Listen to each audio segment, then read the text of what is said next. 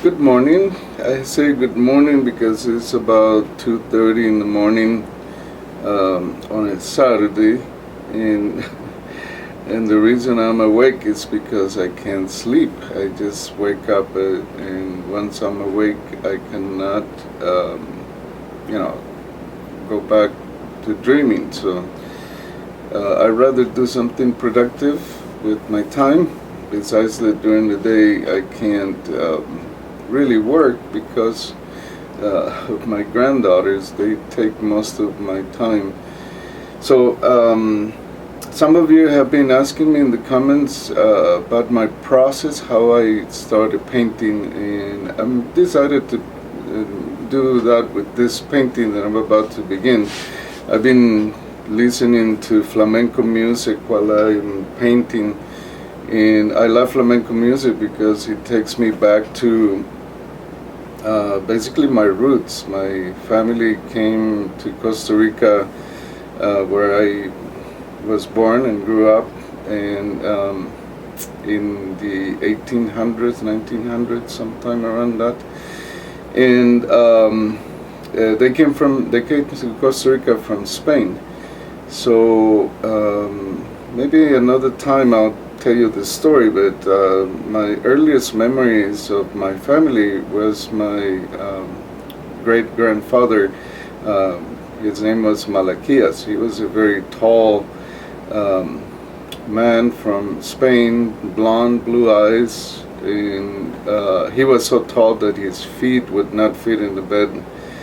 And that's my earliest memory. I remember my grandmother covering his feet, putting a blanket on his feet to cover it because his feet were sticking out of the end of the bed.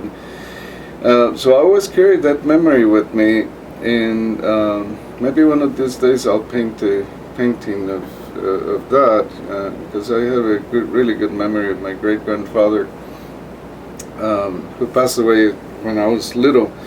But anyway, every time I listen to flamenco music, gypsy music, there's something that stirs in my heart, and I love flamenco and Spanish music since I was a teenager, especially listening to Paco de Lucia and Aldi Meola playing flamenco together. I was a musician. I stopped playing guitar for a while, but who knows, maybe one of these days I'll get the courage to start again. But anyway, going back to the process, I'm gonna start this painting, and I'm gonna post this time I'm gonna do it differently than what I've done so far. So far I've been doing time lapses of the entire process, but this time decided I'm gonna start with this process in steps. So I'm gonna post different videos going through the process and maybe talking about it, maybe speeding it up a little so you don't have to watch the entire thing. How it's kind of tedious at times. But what I did is I first cover my canvas with the combination of acrylic paint, and gesso.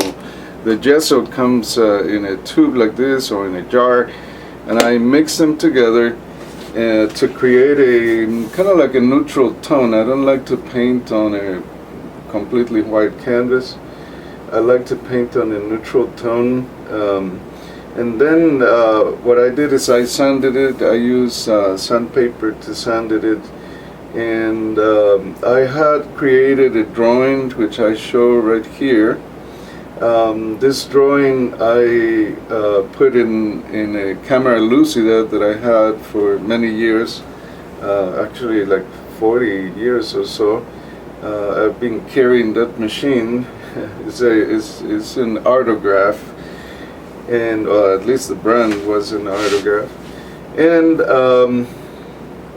with the Artograph, what I did is I printed the piece about 6 inches, took a picture of it, printed it about 6 inches, and then I projected that to my canvas.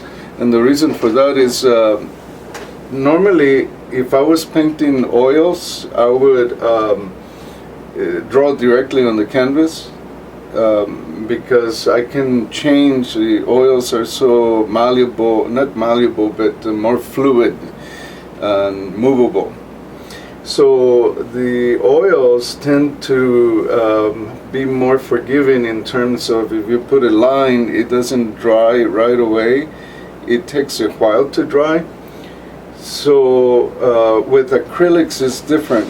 With acrylics, if you put a line, it dries within seconds, and then in order to fix it or change it, you have to cover it up completely. So that in a way frustrates me about acrylics.